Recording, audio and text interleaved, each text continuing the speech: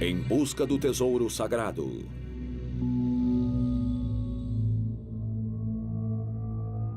Jesus realmente se ergueu dos mortos, como se é contado? E se ele o fez, por que os discípulos não o reconheceram? Jesus sobreviveu à crucificação e se dirigiu à Índia, Japão ou até mesmo à França, onde morreu anos depois, como dizem algumas lendas surpreendentes? Algumas pessoas afirmam que Jesus haveria sobrevivido à crucificação e migrado para o leste. O lugar para onde ele foi se tornou assunto de muitas histórias que são religiosas ou populares e falam sobre sua caminhada, e a mais famosa dessas histórias é a de que Jesus fora para a Índia, e ela diz que Jesus teria migrado de Jerusalém, rumando ao leste com seus seguidores, e teria chegado a Srinagar, na Caxemira, e lá existe um túmulo que as pessoas acreditam ser de Yusasaf, ou Jesus. De acordo com a tradição antiga, datada do século I, Yusasaf foi tanto príncipe como profeta que chegou a Caxemira depois de ter sobrevivido à crucificação na terra dos filhos de Israel.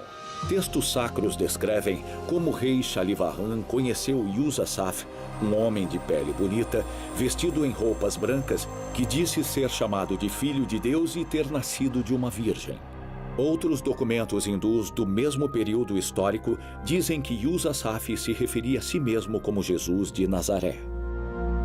Algumas pessoas dizem que o túmulo está posicionado de uma maneira que somente um túmulo judeu ficaria, e ele fora pintado com as cores judias azul e branco. E uma descoberta interessante feita fora do túmulo é uma parte encerada com marcas de pegadas que parecem demonstrar os pregos que haviam sido colocados nos pés de Jesus.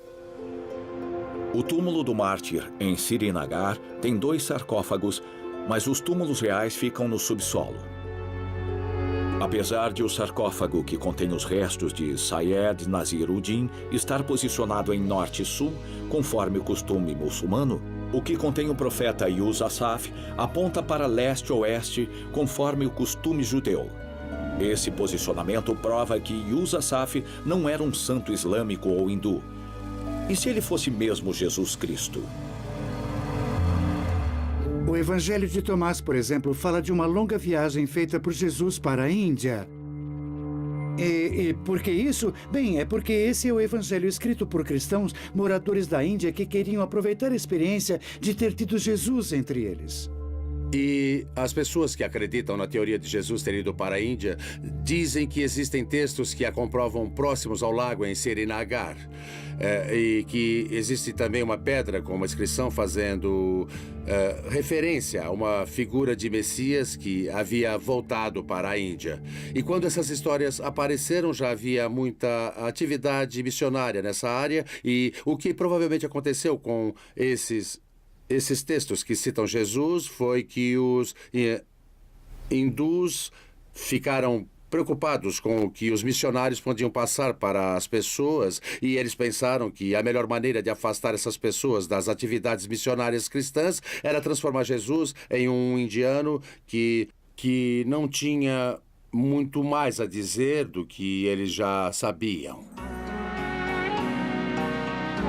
Todos os dias, na pequena vila de Shingo, que era conhecida como Herai, no norte do Japão, dúzias de peregrinos viajam para um lugar onde se encontra uma cruz. De acordo com a tradição local, é nessa colina que se encontra o túmulo de Jesus de Nazaré. De acordo com o cientista australiano Tom Chalco, as crianças de Shingo ainda cantam uma pequena rima com palavras que são absolutamente insignificantes para eles. Por gerações, as crianças de Shingo têm cantado essa canção sem saber o que ela significa. Esses sons inarticulados eram, na verdade, a pronúncia fonética de palavras hebraicas inspiradas pelo Torá, os primeiros livros do Velho Testamento. Poderia o túmulo do mártir em Shingo ser a genuína sepultura de Jesus de Nazaré? Especialistas chegaram à seguinte conclusão. Essas histórias revelam que existiam comunidades cristãs nesses países que provavelmente passaram sua lenda de uma geração a outra. Mas também existe a chance de que algo realmente tenha acontecido nesses lugares. Algumas pessoas até acreditam que as histórias foram uma forma de legitimar as coisas. Por exemplo, elas poderiam ter sido usadas para justificar a maior popularidade de um lugar sobre o outro. Mas quando examina esses túmulos e ouve pessoas clamando, eu tenho o túmulo de Jesus, fui eu que o identifiquei, e percebe que existe um desejo por validação, um senso de agora sou importante, e acredita-se que essa dinâmica tem entrado em jogo em países como a Caximiri ou o Japão. Em busca do tesouro sagrado.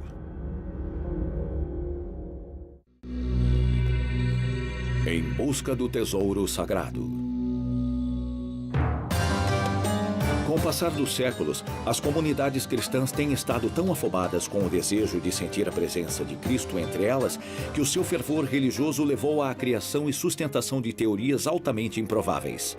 Então, muitas pessoas afirmam que encontraram o túmulo de Jesus aqui ou lá. Eu diria que, ao invés de procurarem na Índia, deveríamos direcionar nossa atenção para a Etiópia, por exemplo, onde em Lalibela, os etíopes pobres que não tinham como fazer uma peregrinação cristã até Jerusalém, reconstruíram a Terra Santa em suas montanhas. Você tem o Riacho Cédron, você tem o Sagrado Sepulcro, tem também a casa de Caiafas, tem Betânia e também o túmulo de Lázaro. Eles reconstruíram tudo e, logicamente, no coração da Etiópia encontra-se o túmulo de Jesus Cristo.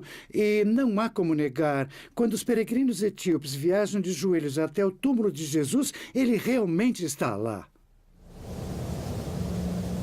De acordo com outra tradição, essa datando da época da Idade Média, Jesus foi para a França depois de escapar da execução. A lenda diz que ele fora acompanhado por alguns discípulos e por sua esposa Maria Madalena e que ele teria estabelecido moradia em algum lugar próximo a René-le-Château.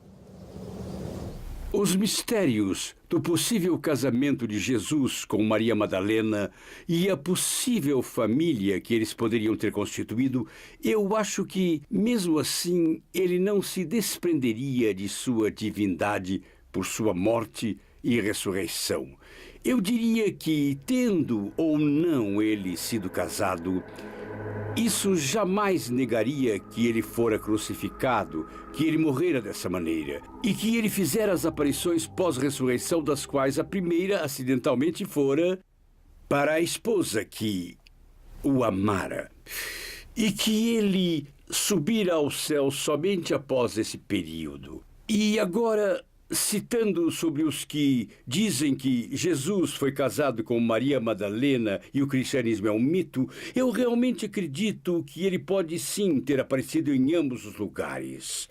Agora, se formos seguir todas as lendas sobre as aparições de Jesus Cristo na Índia ou mesmo no Japão e em tantos outros lugares distantes por todo o mundo, e até mesmo tendo feito uma terceira visita à Inglaterra, falando como um poeta e contando interessantes histórias daquele tempo, eu não acredito que ele foi para lugar algum depois da crucificação, a não ser para fazer suas aparições pós-ressurreição, para só então se juntar ao seu Pai, onde, como sempre digo sobre alguém que faleceu, está nos esperando e também esperando nossos entes queridos que já se foram.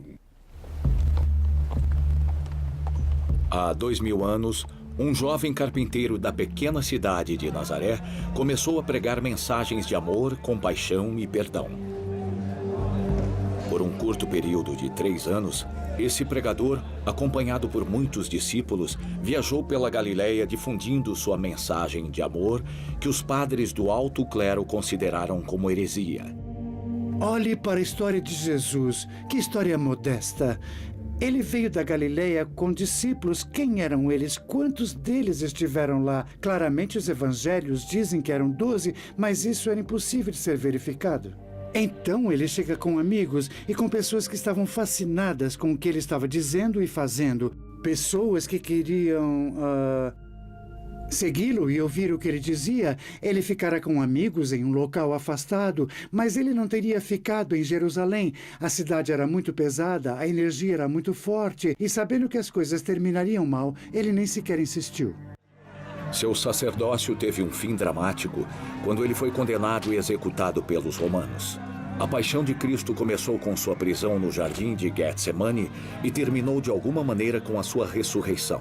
Esse foi o cumprimento da profecia. Quando o anúncio de que Jesus tinha ressuscitado foi feito, muitas das pessoas acreditaram que o corpo havia simplesmente sido roubado e para fazer com que a profecia parecesse verdade. Mesmo o próprio Pilatos havia previsto essa possibilidade e ordenado que guardas ficassem em frente do túmulo. Quando entendemos que a ressurreição é o maior dogma do cristianismo, é difícil de imaginar que discípulos poderiam aceitar serem perseguidos se soubessem que o princípio da sua fé nada mais era que uma brincadeira. A ressurreição de Jesus é o maior de todos os milagres já realizados. Não existe nada que chegue perto disso no mundo antigo. Você pode ficar surpreso em saber que... Bom, a ressurreição de Cristo não pode ser historicamente provada. Pesquisadores podem encontrar os ossos que quiserem. Mas a ressurreição de Jesus não é palpável e nem algo identificável, não é histórica e não pode ser seguida. Fim da história. A procura pelo túmulo de Jesus nos faz refletir sobre o mistério que ronda a sua ressurreição, assim como as origens do cristianismo. Nós não temos uma certeza histórica de para onde exatamente ele viajou e nem sobre o local de seu nascimento ou morte. Nós não temos documentos que foram escritos pelo próprio Jesus, somente textos deixados por seus discípulos várias décadas depois da sua morte. Basicamente, ele era um profeta de mentira. E ainda assim, sua execução gerou um tsunami no Império Romano.